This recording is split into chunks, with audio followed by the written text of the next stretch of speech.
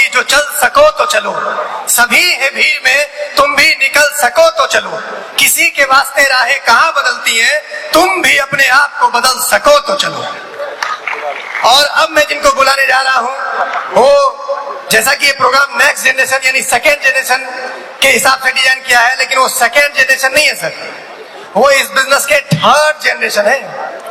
यानी आज पूरे विश्व में चौथे जनरेशन में काम हो रहा था, लेकिन आरसीएम बिजनेस में अब ये तीसरे पीढ़ी पे ये बिजनेस ट्रांसफर हो रहा है और आज के ये युवा तीसरे जनरेशन पे काम कर रहे हैं और इस बिजनेस को वो फुल टाइम कर रहे हैं सर। मैं आप लोगों की गर्मामयी दो सीले तालियों के बीच में मैं बुलाने जा रहा हूँ Ashwini Sikhwal ji. Please happy welcome the stage Ashwini Sikhwal ji.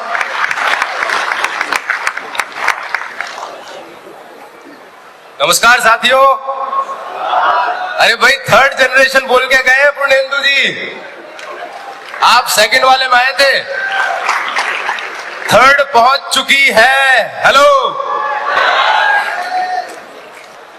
Hello.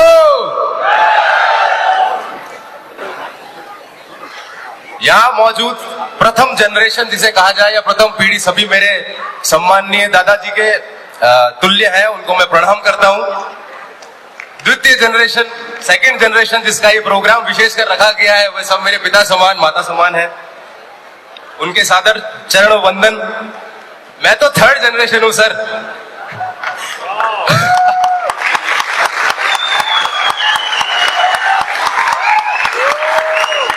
Sir बच्चा हूं आप सभी का सिर्फ। एक थोड़ा सा करेक्शन, हालांकि बहुत छोटा हूं इस चीज के लिए, लेकिन मैं सजेशन देना चाहूंगा। 8वां अजूबा करके बात कर रहे थे बोला सर, और तो मैं थोड़ा सा निवेदन करना चाहूंगा सर, 8वां नहीं पहला अजूबा है। कहां 8वें पे अटक गए आप भैया? पहला अजूबा है, और कैसे है ये अभी 2 मिनट बाद आप अपने मुंह से कहेंगे कि पहला अजूबा है। मेरा नाम अश्विनी सिखवाल, पिताजी का नाम आदरणीय श्री राजेंद्र कुमार सिखवाल, दादाजी आदरणीय श्री सीपी सिखवाल जी।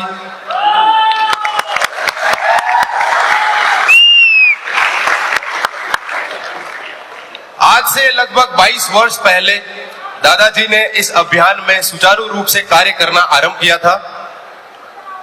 उसी सिलसिले को आगे बढ़ाते हुए पिताजी ने इसमें बढ़ चढ़कर हिस्सा लिया और दादाजी का जो कार्य था उसे दिन दुगना और रात चुगना करने में अपना पूर्ण सहयोग दिया।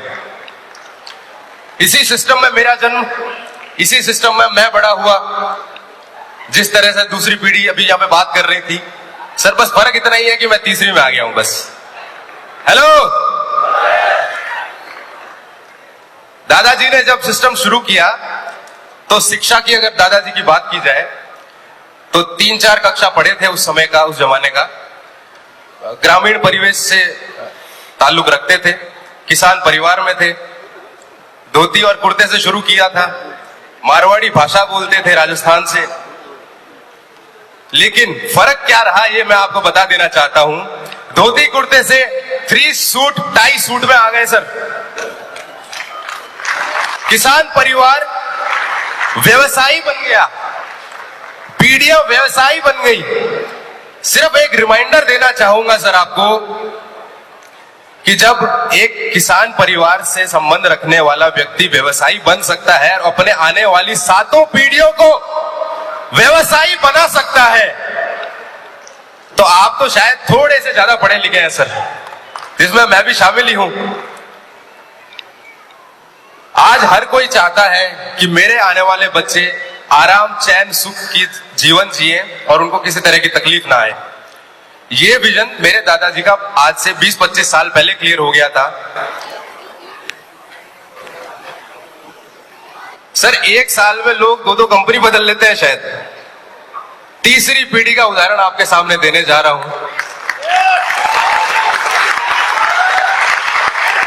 कदम सर कहते हैं कि लोग तू जुड़ जा, तू कर ले, मेरा अपलाइन नहीं मान रहा, मेरी डाउनलाइन नहीं मान रही। अगर आदरणीय सीपी सिखवाल जी अटक जाते तो क्या मैं आज आप सबके सामने इस आदरणीय मंच से आपको संबोधित कर पा रहा होता क्या?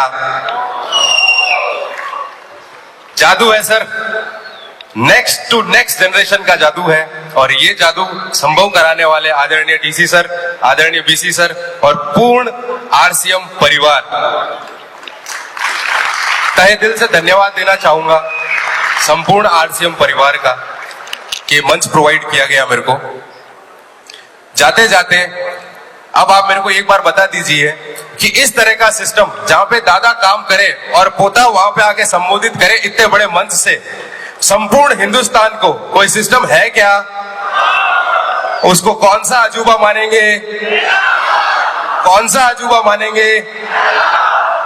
Thank you so much, thank you so much. जय आरसीएम। बहुत बहुत धन्यवाद। और मैं चाहता हूं ये तीनों यंगस्टर्स के लिए कृपया एक बार आप लोगों की एक साथ जोरदार ताली होनी चाहिए सर। ये युवा है जो अपने फर्स्ट जनरेशन के साथ कदम से कदम मिला के साथ दे रहे हैं। और मैं पीछे भी बोला था, अभी भी बोल रहा हूं कि अपने कमर की पेटी को बांधे रखिए, अपने सीट को छोड़िए मत, क्योंकि अभी जिनका